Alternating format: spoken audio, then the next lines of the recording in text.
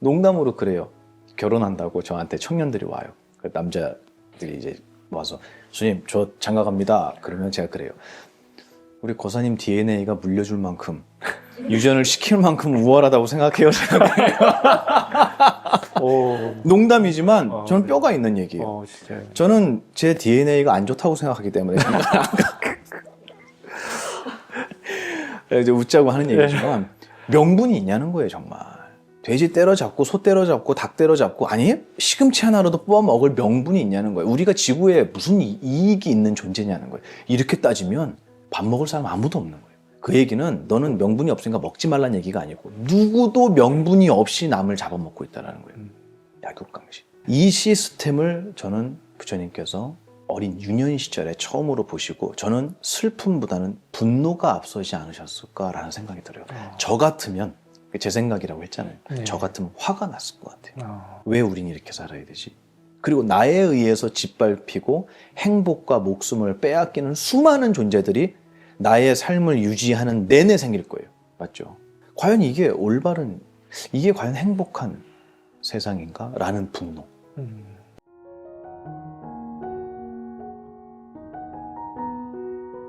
이 감정을, 분노라는 감정을 어떻게 써야겠습니까? 그래서 제가 고등학생 남자애 상담을 할 때 그랬어요. 우리 엄마 때문에 열받아 죽겠다고 그러는 거예요. 짜증난대요. 뭔 말만 하면은 자기를 가르치려고 든대요. 통제하려고 든대요. 나는 힘들어서 그냥 나 그거 하기 싫은데 나 그거 너무 걱정되네. 이렇게 얘기하면 듣기 싫어. 나한테 얘기하지 마. 이렇게 얘기를 한다는 거예요. 지금까지 다 한다고 너 입으로 얘기했잖아. 근데 힘들다 그러면 어떡해? 아니 힘들다고 해도 되죠. 그게 잘못은 아니에요. 내가 언제 그만한대요? 힘들다고. 그 표현을 자기는 했는데 엄마는 그거를 통제하려고 들었다는 거예요. 너무 화가 났대요. 자기 친엄마가 아닌 것 같다. 너무 똑같이 생겼는데 내가 보니까. 본인도 알아요. 똑같이 생겼다는 거. 너무 짜증난대 우리 엄마 정말. 너무 짜증난대요. 뭐라고 했냐면 그래 너 열받고 짜증날 수 있어. 화날 수 있어. 화라는 감정을 엄마한테 쓰지 말고 세상에 쓰면 어떻겠냐고 제가 그랬어요. 이 세상은 부조리가 정말 많고 속된 말로 카르텔이 너무 많아요. 맞죠? 어디나 출판계뿐만 아니라 어디나 심지어는 우리 스님네들까지 스님네들까지도 그걸 기득권이라고 표현하고 싶지는 않지만 올바른 뜻을 가진 사람이 자기의 목소리를 낼 수 있는 자리가 대한민국엔 그렇게 많지는 않은 것 같아요.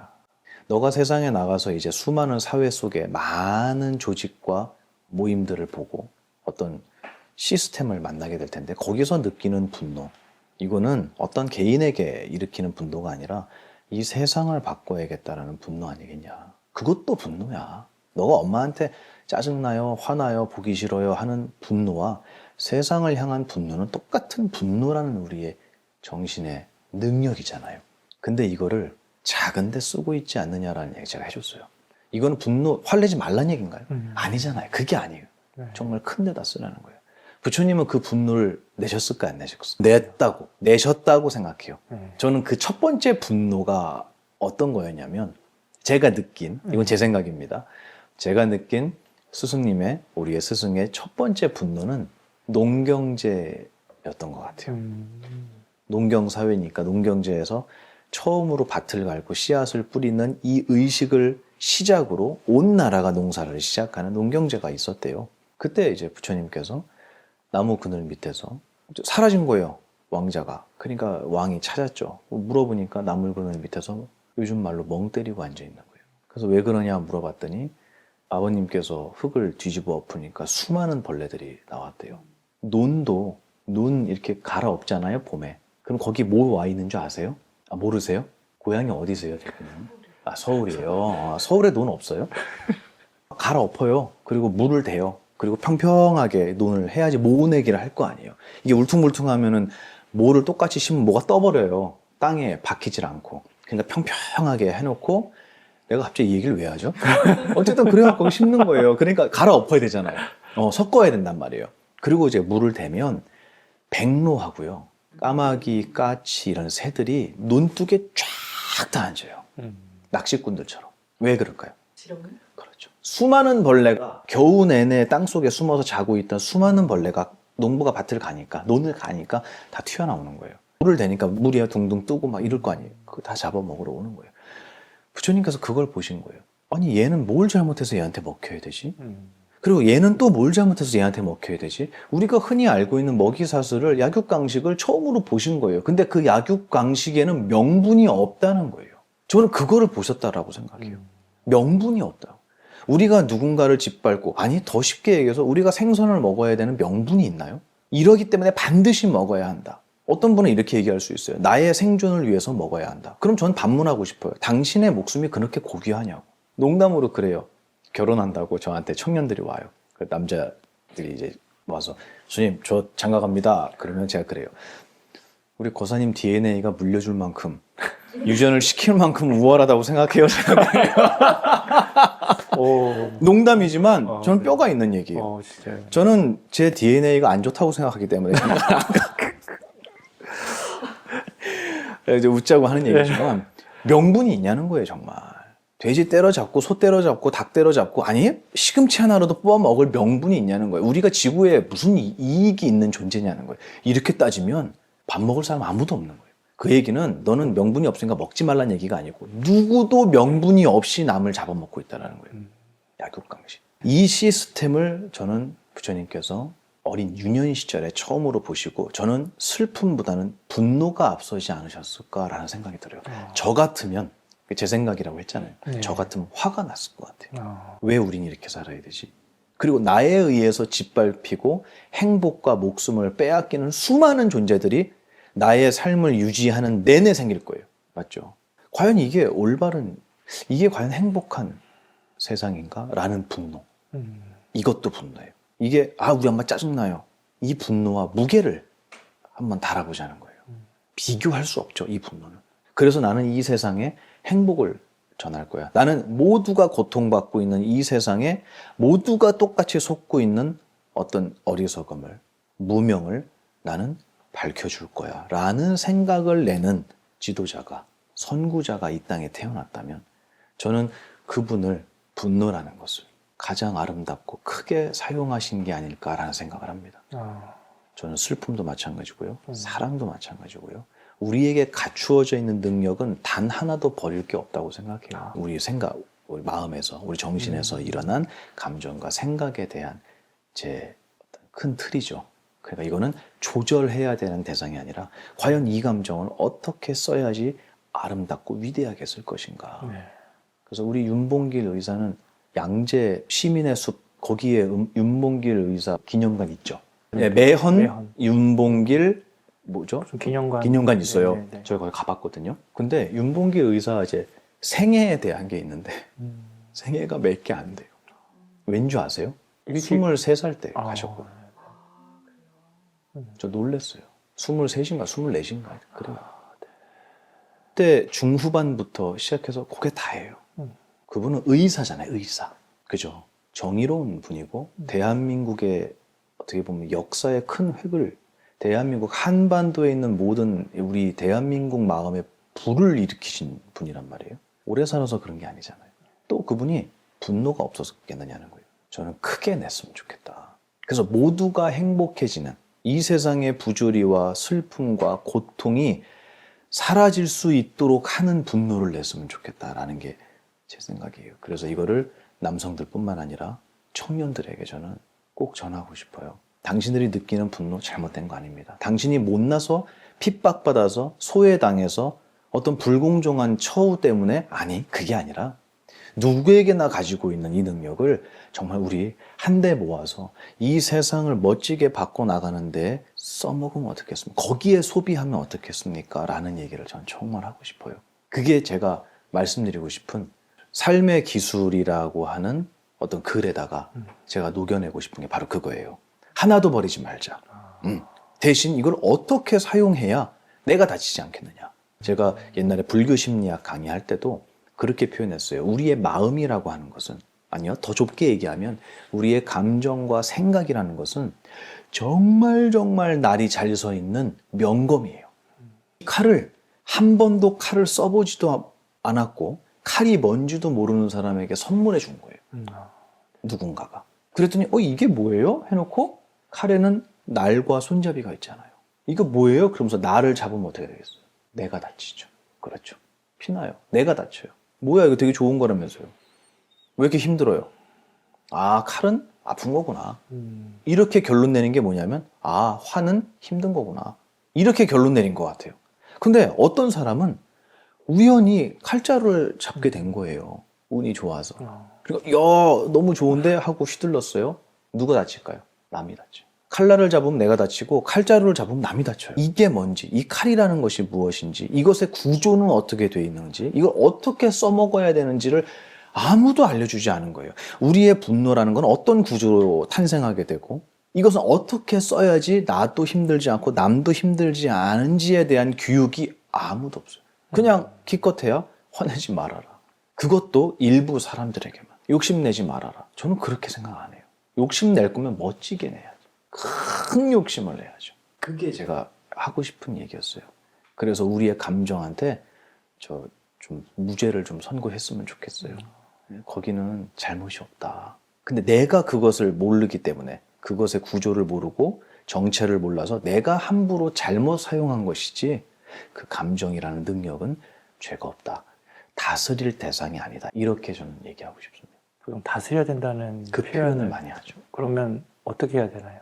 다스리는 게 아니라, 아까 다스린다는 건 약간 이게 통제하는 느낌이 들잖아요. 그래서 그 표현에 대한 얘기를 드린 거고, 우리의 감정을 어떻게 되냐면, 첫 번째로는 제가 칼에 대한 비유를 드렸잖아요. 구조를 알아야 돼요. 아, 손잡이와 날로 돼 있구나. 그러면 화라는 것은 어떤 원리로 일어나는구나. 화라는 감정의 재료는 무엇이구나. 화라는 감정은 어디에서 탄생해서 결국 사라지면 어디로 들어가는구나. 이 모든 구조를 배워야죠. 그래서 저는 이 배움이라는 거, 스승님께 법문을, 이제 불교에서는 법문이라고 얘기하잖아요. 스승님께 나에 대한 설명서를 강의 듣는다라는 것은 그 어떤 것보다 우선시 돼야 되는 것 같아요. 그리고 나면, 그걸 듣고 나면 그게 참선이 될 수도 있고 어떤 수행이 될 수도 있어요. 듣고 나면 그거를 자기에게 실제로 적용을 시켜봐야 되지 않겠어요? 네, 저는 그게 수행이라고 봐요. 그래서 첫 번째는 뭐냐면, 내 감정을 어떻게 하려는 게 문제가 아니라 이 감정이라는 것의 민낯을 먼저 보자. 어떤 원리로 얘가 생겨나는지, 재료는 뭔지, 특징은 뭐고, 그걸 알아야 내가 잘 쓸 수 있잖아요. 그거를 알려준 게 저는 불경이라고 배웠어요. 그리고 실제로 불경에 많은 설명이 나와요. 없애는 게 아니고. 욕망에 대한 주제로 우리가 얘기를 많이 나누었는데, 네. 보통 또 탐진치의 탐일 그렇죠. 수 있잖아요. 삼독이라 그래서 그렇죠. 우리를 죽이는 치명적인 독인데, 그거 같은 경우에 이제 잘 쓰면 된다 그러셨는데 사실 좀 막연하긴 하거든요. 그렇죠. 최상위의 욕심은 생사를 해탈한 어떤 출가의 길, 수행의 길을 가는 것이다 라고 하셨는데, 일반인들에겐 추상적으로 느껴질 수가 그렇죠. 있어요. 저 명품백 사고 싶어. 그러니까 구부 듣고라고 하셨는데 계속 얻고 싶어. 맞아요. 예, 안 사라져. 맞아요. 이게 이제 탐인데, 그렇죠. 고통케 하지만 또 오늘 출근하고 열심히 일할 동력도 되거든요. 맞아요. 네, 그렇죠. 이런 게 막 불쑥불쑥 일어날 때 맞아요. 어떻게 해야 이게 잘 쓰는 게 될 수 있을까요? 그게 이제 그 탐진치에 대한 것도 굉장히 많은 분들이 깊이 생각해 봐야 할 주제예요. 아주 재미있는 주제예요. 왜냐하면 탐진치 그러면 뭐 욕심, 탐은 탐욕, 그다음 진은 뭐 분노, 치는 어리석음 이렇게 하잖아요. 이거야말로 되게 미끄러운 설명이에요. 미끌미끌해. 잡히지가 않아요, 손에. 근데 그렇게 말고 저는 조금 더 손에 잡히도록 설명을 드리고 있어요. 뭐냐면 탐자가 한문이 어떻게 되어 있냐면, 지금, 이제 금자 밑에 조개패가 있어요. 그럼 지금이라는 순간이 뭘로 가득 차 있는 거예요? 조개패자는 한문에서 돈을 얘기해요. 돈으로 가득 차. 그렇죠. 이거 정말 말 그대로 탐욕이에요, 탐욕. 이거는 가질 수 없는 것을 가지려고 하는 욕심을 탐이라고 저는 얘기해요. 가질 수 있는 거는 탐이 아니죠. 예를 들어서 제가 우리 팀장님 만나서 아유 반갑습니다. 그리고 아유 정말 반가워요. 그리고 저의 반가움을 표현했어요. 이것도 탐인가요? 이걸 표현하고 점심을 얻어먹으려고 한다. 이러면 탐일 수 있어요. 근데 그냥 표현했잖아요, 그죠? 그렇죠. 반가움을. 이거는 내 반가움을 저 사람에게 전해주고 싶어라는 저의 욕망, 욕구가 반영이 된 거예요. 이건 탐이라고 안 해요. 불가능한 걸 하려고 노력하는 게 탐이에요. 그러면 그게 이루어지겠냐는 거예요. 안 이루어지죠. 어렵죠. 안 이루어진다는 걸 빨리 알아야 되겠네요. 빨리 알아야 돼요. 근데 그거를 경험하고 알기에는 인생이 너무 짧아요. 이거 되게 중요한 얘기예요. 그래서 경험하지 않고 아는 게 최고의 복이라고 전 배웠어요. 이 얘기를 저희 스님이 해주셨어요. 제가 뭐라고 여쭤봤냐면, 스님, 저는 세상의 기쁨도 모르고 세상의 고통도 모르고 이 삶을 살아가면서 얻는 실패에 대한 슬픔도 모릅니다. 이 얘기는 곧 무슨 얘기냐면 이 가르침이 얼마나 귀한 건지에 대한 것도 모른다는 얘기예요. 맞죠? 이것이 간절하지가 않습니다, 저는. 이 간절하지 않은 제 마음이 너무 괘씸하고 힘듭니다. 그러니까 저는 나가서 고생을 좀 해야 되지 않겠습니까? 이걸 여쭤봤어요. 누구나 그런 생각 할 수 있어요. 할 수 있죠, 할 수 근데 있죠. 큰 스님께서 뭐라 그러시냐면 너가 세상에 있는 고통과 슬픔을 느끼고 이 법에 대한 간절함을 얻고 싶어서 만약에 세상으로 나갔어? 좋아, 그건 느끼겠지. 근데 너가 일로 돌아올 수 있을까? 이 얘기를 해주시는 거예요. 그렇기 때문에 경험하지 않고 경험한 분의 이야기를 듣는다는 거는 축복이라고 생각해요. 그래서 저는 이 얘기를 안산 소방서에서도 했어요. 소방관들이 질문을 하는데 MZ 세대하고 기성세대들하고 대화가 안 된다는 거예요. 어디나 똑같아요. 맞죠? 어디나 똑같아요. 이것도 굉장히 중요한 주제라서 제가 길게 설명을 드렸지만 뭐 설명을 여기서 드릴 건 아니고 결론은 뭐냐면 내가 경험하지 못했던 걸 저분들은 경험을 한 거예요. 거기서 내가 공짜로 얻을 수 있는 게 없겠냐는 거예요. 왜 그 생각을 안 하고 지금 있지 않은 일을 왜 옛날 얘기를 자꾸 하세요? 라고 얘기하는데 그 옛날 일 속에 내가 겪어야만 알 수 있는 지혜가 있다는 걸 전 분명히 알아요. 그거를 저는 저희 할아버지를 통해서 알았어요. 6.25 참전용사시거든요. 그분의 삶을 들으면 저는 그냥 마냥 감사해요. 산속에 있는 오두막을 들어갔는데 인민군이 하나 있더래요. 그 인민군 보면 어떻게 하죠? 쏴야죠. 바로 쏴 죽이면 돼요. 그럼 박수 받아요. 근데 인민군이 다리가 다 썩었더래요. 총 맞아갖고 못 움직이는 거예요. 그래서 벽에 이렇게 기대는데 그 집을 벽돌집이라고 생각하면 안 돼요. 다 무너져가는 초가집 폐허에 들어가서 이렇게 기대에 있대요. 근데 저희 할아버지도 북한 분이시거든요. 고향이 원산이 있어요. 말투가 똑같아요. 그러니까 동양인 사람도 있어요. 쏴 죽여야 돼요. 뭐 동양이고 뭐 필요 없어요. 군복 보고 그냥 쏴 죽이는 거예요. 그러면 칭찬받는. 이게 전쟁이잖아요. 깜짝 놀라갖고 죽이려고 하다가 보니까 못 움직이는 거예요. 총도 없더래요. 그래서 왜 이러고 있냐 그랬더니 나는 다리 다쳐서 난 이제 죽을 것 같다고 여기서. 나 지금 며칠째 이러고 있다 여기서. 그래서 물어보셨대요. 참 당신한테 묻기가 좀 그렇지만 혹시 먹을 게 있냐고 물어보셨대요. 당신도 며칠을 굶는 거예요. 그러니까 내가 먹으려고 했던 건데 저기 부엌에 가면 밥이 있을 거라는 거예요. 그거 당신이 먹으라 그러더래요. 자기가 먹다 남긴 게 있는데 그거 당신이 먹으라 그러더래요. 그래서 부엌에를 갔대요. 그러니까 밥이 있더래요. 여기서 퀴즈. 그 밥은 어떤 밥으로 떠올리셨어요 지금? 혹시 쌀밥 떠올렸어요? 거봐. 이렇다니까요. 쌀은 한 톨도 섞여 있지 않은 보리밥인데 그 정도는 상상했어요. 보리밥 같겠다. 정말 거친 음식이겠다까지는 상상했어요. 그 다음 얘기를 상상 못했어요. 첫 번째, 쉰밥이에요. 당연하죠. 쉰밥 물에 헹궈서 먹으란 얘기였어요. 자기 그렇게 먹었다는 거예요, 며칠 전에. 거기다가 이렇게 밥을 휘휘 저으니까 돌이 반이더래요. 상상했어요? 우리는 배민으로 시켜 먹잖아요. 남긴 버리잖아요, 그냥.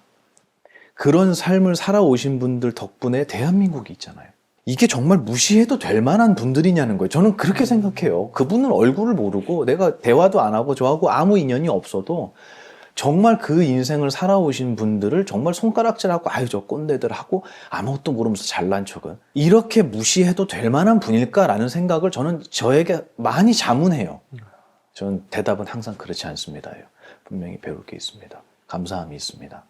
맞죠? 우리는 내가 노력하지 않은 것에 대해서 배울 수 있다면 그게 정말 나에게 주어진 축복이라고 느껴야 돼요. 그래서 수많은 스승을 찾아서 그분들의 말씀을 들어야 된다고 생각합니다. 저 역시도 그렇게 공부하고 있고요. 아까 질문이 그거잖아요. 어떻게 해야 되냐고. 배워야 된다. 그래서 제가 나가서 강연해요. 제가 똑똑해서가 아니라 요만큼 배웠는데 그게 너무너무 저에게 행복이에요. 말할 수 없는 보배예요. 내가 이렇게 행복해졌으니 이렇게 삐뚤어지고 모난 나도 행복해졌으니 당신들도 행복해질 수 있지 않겠습니까? 라는 그냥 저는 그거 하나 들고 그냥 뛰어나갔어요. 정말 무모하고 용감했어요. 그게 저는 어떻게 보면 나의 감정을 어떻게 해야겠습니까? 라에 대한 대답이 놀랍게도 이렇게 하세요가 아니라 스승을 찾으세요 라는 말로 저는 대답하고 싶은 거예요. 이거를 미리 공부하고 내가 겪지 못했던 아픔을 느껴보신 분, 귀한 스승을 먼저 만나신 분들을 찾아서 스님, 저의 이 분노를 어떻게 해야겠습니까? 이 분노라는 것은 도대체 어떤 얼굴을 가진 겁니까? 어떻게 생겨나고 어떻게 사라지는 겁니까? 없애야 되는 게 아니고 일단 그거를 먼저 여쭙고 거기에 대한 노하우, 거기에 대한 지혜를 얻으면 그 다음부터 분노라는 것은 나의 연장이 된다는 거예요. 이 연장이 많지 않은 분들이 있어요. 그게 특히 자식을 키우는 우리 부모님들 보면은 많은 연장이 있을 수 있거든요. 근데 이 연장을 배운 적이 없는 거예요. 그러니까 이제 대부분 아버지들은 화내는 거 아니면 고개 돌리는 거. 알아서 해 당신이. 내가 돈까지 벌어오는데 이것까지 해야 돼? 이게 주특기잖아요, 우리나라 남자들. 이게 정말 비겁한 얘기거든요. 같이 해야죠, 다. 네. 특히 자녀 양육은 같이 해야죠.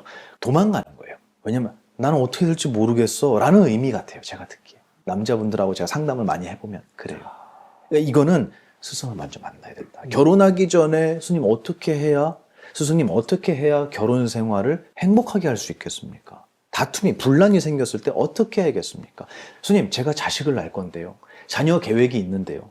어떻게 해야 건강한 아이를 낳을 수 있고, 어떻게 해야 아픈 친구가 태어났을 때 굉장히 확률 높죠? 아시죠? 제 자식이 아픈 상태에 태어났을 때 제가 이걸 어떻게 감당해야겠습니까? 다 여쭤봐야 되잖아요. 우리가 수영 배우기 전에 다리에 쥐 났을 때 어떻게 하라고 배우죠. 그죠? 그럼 질문하는 거야. 아니, 쥐도 안 났는데 왜 그걸 미리 알려줘요? 이것만큼 어리석은 게 없는 거예요. 나는 경험하지 못했지만 경험한 분의 이야기를 듣는다라는 거는 제가 볼 때 인간이 할 수 있는 정말 최고의 교양이라고 생각해요. 짐승들도 이걸 하긴 해요. 어미가 하는 걸 보고 배우잖아요. 근데 우리는 배우려고는 안 해요. 그래서 제가 강의 때 이런 얘기를 해요. 귀와 입은 동시에 열릴 수가 없어요. 얘가 열리면 얘는 닫혀요. 얘가 열리면 얘는 닫혀요. 근데 우리는 대부분 이게 열려있지 않은가라는 생각을 해요. 왜 제가 이 생각하냐면 제가 떠드는 놈이잖아요. 그러니까 제가 그 생각을 하는 거예요. 너가 떠드는 시간과 너가 귀담아서 배우는 시간하고 어느 게 무겁냐고 저 계속 물어봐요, 저에게. 그러니까 제가 외부 강의 줄인다 그랬잖아요. 저도 공부해야죠. 저도 귀가 열려 있어야 되잖아요. 전 모든 사람이 그랬으면 좋겠어요. 모두가 귀를 열고 남의 이야기를 좀 들었으면 좋겠어요. 옳고 그름을 판단하는 게 아니라 저렇게 볼 수도 있겠구나. 맞네. 이게 나는 A라고 생각했는데 B라고 볼 수도 있겠구나. 난 이게 기쁨이라고 생각했는데 어떤 사람한테는 이게 너무너무 힘든 이 기쁨 때문에 엄청난 고통을 얻었네. 이런 배움이라는 시간이 저는 평생으로 늘어났으면 좋겠어요. 고등학교 때까지가 아니고. 어떻게 감정이라는 것을 구체적으로 이해하겠습니까? 라는 거에 대한 대답은 배워야 된다. 스승을, 멘토를 무조건 찾아야 되고 대한민국의 멘토가 많아져야 된다라고 저는 생각해요. 그게 이제 아까 말씀드린 감정이라는 거 어떻게 다뤄야 되느냐는 가장 구체적인 대답은 저는 배우자. 일단 듣자.